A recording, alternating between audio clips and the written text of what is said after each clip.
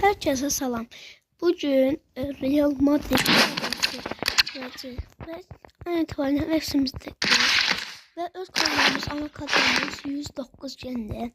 Ve takım düzenlememiz 4-3 Real tekrar. Evet. Bugün Real Madrid.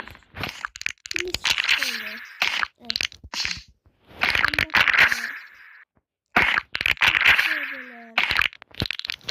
Gelin böyle.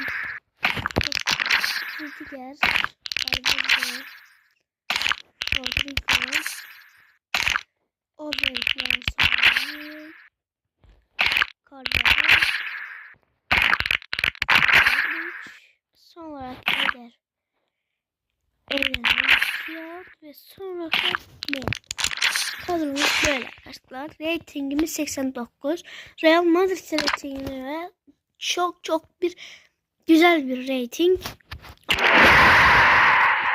City böyle bir rating.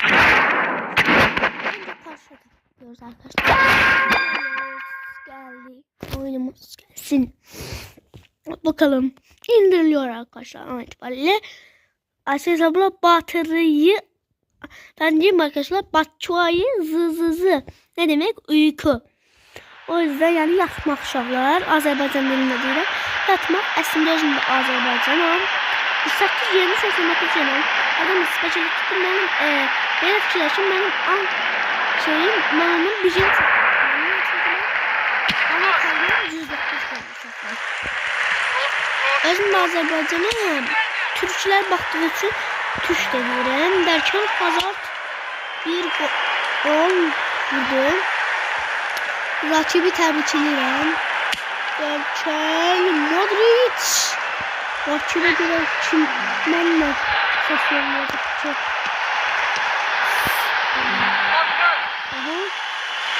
Belə bir süsəllərlə bir süsəllərlə. Neyse, bir de olacaq. Hiç sağlarsınız. Benden bile meyveyle karşılaşacak da. Bu da güzel bir inanılmaz. Dördüncü yancı.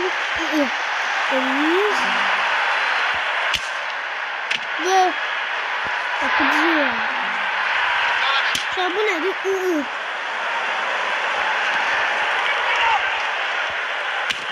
Nerede öldürmüyor?